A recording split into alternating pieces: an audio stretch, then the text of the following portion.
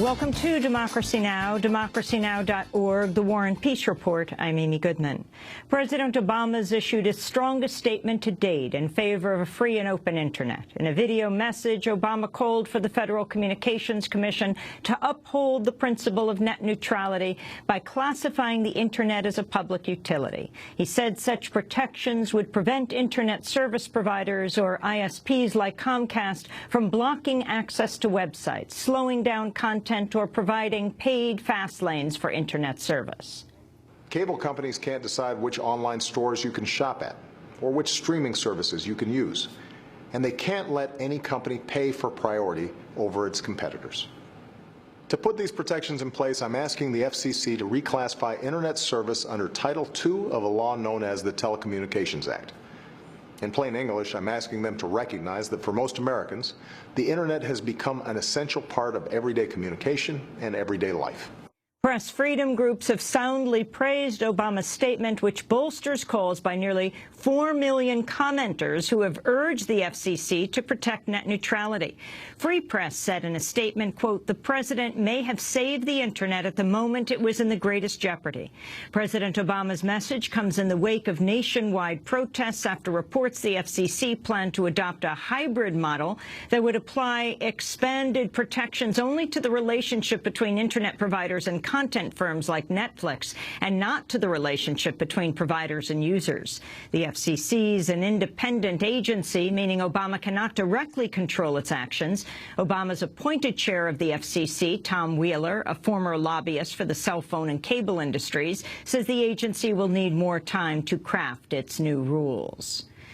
A militant group in Egypt has pledged allegiance to the Islamic State. The declaration by the group Ansar Beit al-Mahdi comes amidst rumors over the fate of Islamic State leader Abu Bakr al-Baghdadi.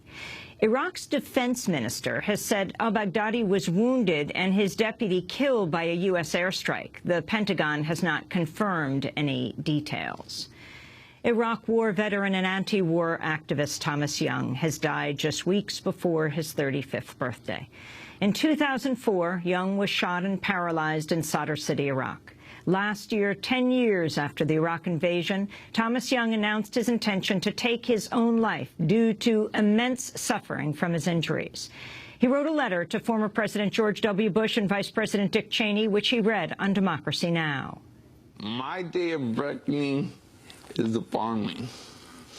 Yours will come. I hope you be put on trial, but mostly I hope, for your sakes, that you find the moral courage to face what you have done to me and to many, many others who deserve to live. Tomas Young later decided to live, but he died this week at home in Seattle. We'll talk more about Tomas Young after headlines with Phil Donahue, who co-directed a film about Tomas called Body of War. As the United States marks Veterans Day today, the Department of Veterans Affairs has announced it may fire 1,000 staffers amidst a scandal over wait times and health care failures. Newly appointed VA Secretary Bob McDonald said care for veterans has improved. We've developed something we call the Blueprint for Excellence to reestablish VA's leadership in health care. And we've begun what may become the largest restructuring in the department's history. In Nigeria, a suicide bomber disguised as a student has killed nearly 50 boys at a boarding school in the town of Potiskum. The militant group Boko Haram is suspected of carrying out the attack. In India, at least 8 women have died and nearly 70 others are hospitalized after receiving sterilization surgeries with infected instruments as part of a government-run program. More than 80 women were reportedly operated on over a 6-hour period by a single doctor in the central state of Chhattisgarh. India offers free sterilizations as a way to curb population growth, often giving cash incentives that amount to the equivalent of a week's salary for the poor. Outrage continues in Mexico over the apparent massacre of 43 students by police and a drug gang in the southern state of Guerrero. On Monday, protesters blocked the international airport in the resort city of Acapulco for 3 hours after clashing with police. UN Secretary-General Ban Ki-moon has announced the creation of a panel to investigate deaths and damage at UN facilities during this summer's Israeli assault on Gaza, which killed nearly 2,200 Palestinians, mainly civilian. The inquiry will be led by a former Dutch general.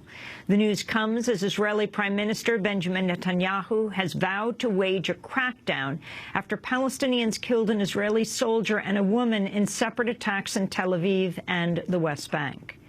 In the United States, a leading Palestinian activist has been jailed after she was found guilty of concealing her conviction on bomb charges by an Israeli military court more than 40 years ago. Rasmea Odeh says her confession to the bombings was obtained through torture and sexual assault in Israeli custody. Odeh moved to the United States in 1995 and serves as an associate director at the Chicago Area Arab American Action Network. Her supporters say she was targeted for prosecution on the immigration charge because of her role as a prominent supporter of Palestinian liberation. Odeh has been declared a flight risk and taken into custody ahead of sentencing in March. Her attorneys have vowed to appeal. A New York City doctor who was diagnosed with Ebola after treating patients in Guinea is due to be released from the hospital today after being declared Ebola-free. Dr. Craig Spencer was the city's first and only known case of Ebola. New York City's changing its response to marijuana possession. Police Commissioner William Bratton said instead of being arrested, people caught with small amounts of marijuana may receive a summons to appear in court and pay a fine if found guilty. But Bratton also noted exceptions to the policy. Under the new policy, persons found to be in possession of this amount of marijuana, 25 grams or less, may be eligible to receive a summons in lieu of arrest, so summons instead of being arrested. However, I would point out there are exceptions to the provisions of this new department policy. It should be made very clear that persons who are burning and or smoking marijuana in public will still be subject to arrest. New York City Mayor Bill de Blasio criticized low-level marijuana arrests during his campaign. But according to the Drug Policy Alliance, police conducted more arrests for marijuana possession from March to August under de Blasio than during the same period the previous year under Mayor Bloomberg. 86% of those arrested for marijuana possession in the first 8 months of this year were African American or Latino. Imprisoned journalist and former Black Panther Mumia Abu-Jamal has filed a lawsuit challenging a new Pennsylvania law he says violates his free speech. The measure was introduced after Abu-Jamal gave a pre-taped commencement address at his alma mater, Vermont's Goddard College. His speech was opposed by Pennsylvania officials and the widow of Daniel Faulkner, the police officer whom Abu-Jamal was convicted of killing. The law authorizes the censoring of prisoners' public addresses if judges agree that letting them speak would cause mental anguish to victims. A 30-year-old audio recording has been released publicly for the first time, which shows then U.S. President Ronald Reagan apologizing to British Prime Minister Margaret Thatcher over the U.S. invasion of Grenada. The United States invaded the small Caribbean nation in 1983 after the assassination of leftist President Maurice Bishop.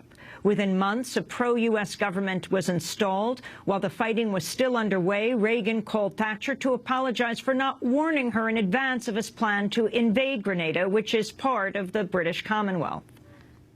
If I were there, Margaret, I'd throw my hat in the door before I came in.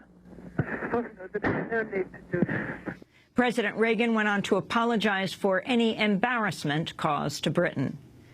And 3 civil rights activists murdered by the Ku Klux Klan in 1964 after traveling to Mississippi to register black voters in the South have been posthumously awarded the Presidential Medal of Freedom, the nation's highest civilian honor.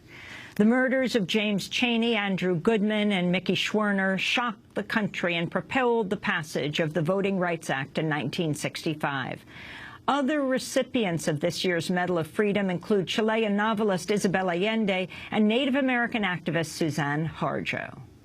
And those are some of the headlines. This is Democracy Now!, democracynow.org, The War and Peace Report. I'm Amy Goodman.